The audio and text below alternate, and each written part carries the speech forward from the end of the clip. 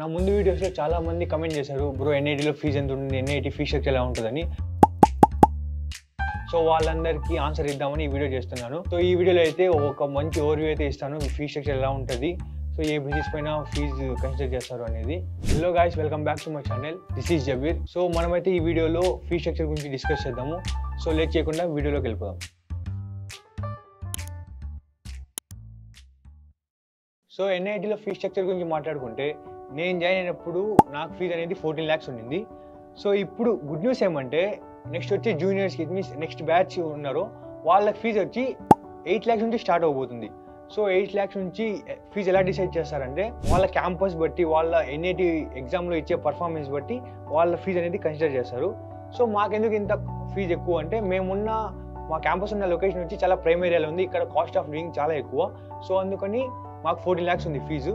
So వాళ్ళు అందరికీ 14 lakhs వద్దు, ఇంకా ఫీజు తగ్గియాలనే ఉద్దేశంతో చాలా వేరియస్ ప్లేసెస్లో క్యాంపస్ ఓపెన్ చేసి, అక్కడ ఎక్కడైతే కాస్ట్ ఆఫ్ లివింగ్ కొంచెం రీజనబుల్గా ఉంటుందో ఆ ఏరియాస్లో క్యాంపస్ ఓపెన్ చేసి అక్కడ ఎడ్యుకేషన్ని ప్రొవైడ్ చేస్తుంది. It means quality of education అయితే ఎక్కడైనా సేమ్ ఉంటుంది, క్యాంపస్ మారచ్చేమో కానీ. సో లాస్ట్ వీడియోలో నేను ఎన్ఐటీ గురించి డీటెయిల్గా చెప్పాను కదా.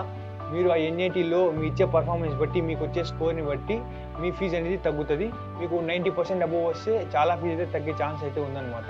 సో మీ పర్ఫార్మెన్స్ బట్టి, ఇంకా మీ క్యాంపస్ లొకేషన్ బట్టి మీకైతే ఫీజు డిసైడ్ చేస్తారు. సో నేను చెప్పిన 14 lakhs 1 year కాదు, అది ఓవరాల్ 4 yearsకి. సో నేను చెప్పిన 14 lakhs 1 year కాదు, అది ఓవరాల్ 4 yearsకి. సో నెక్స్ట్ రాబోయే మా జూనియర్స్ కూడా 8 lakhs అనేది వాళ్ళ 4 years కలిపి 8 lakhs. నీ ఫ్యాన్స్ వెయిటింగ్ ఇక్కడ.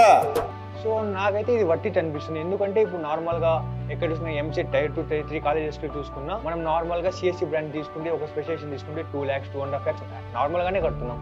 సో అట్లాంటిది ఇట్లాంటి ఒక అడ్వాన్స్ టెక్నాలజీ కాలేజ్లో ఇక్కడ వాళ్ళు నిలిపించే స్కిల్స్కి, వాళ్ళు ఇచ్చే ఫెసిలిటీస్కి 8 lakhs అనేది చాలా రీజనబుల్. It's my opinion. నేను ఎన్ఐటీలో అడ్మిషన్ తీసుకునేటప్పుడు నేను బెంగళూరు నుంచి హైదరాబాద్కి ట్రావెల్ చేసి, ఇక్కడ క్యాంపస్ విజిట్ చేసి, ఒక కౌన్సిలర్తో మాట్లాడి, వాళ్ళతో ఫీజు డిస్కషన్ మొత్తం జరిగి, సో అక్కడ డిస్కషన్ మొత్తం అయిపోయిన తర్వాత అప్పటికప్పుడు ఫీజు కట్టేసి ఇంకా జాయిన్ అయిపోయాను. సో నెక్స్ట్ మా వచ్చే జూనియర్స్ ఇలా చేయాల్సిన అవసరం లేదు.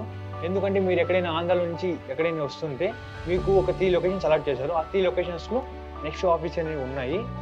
ఒకటి లొకేషన్ నెంబర్ 1 వచ్చి వైజాగ్, 2 విజయవాడ, 3rd one తిరుపతి. ఈ 3 locationsలో మీకు నెక్స్ట్ ఆఫీసెస్ ప్రొవైడ్ చేశారు.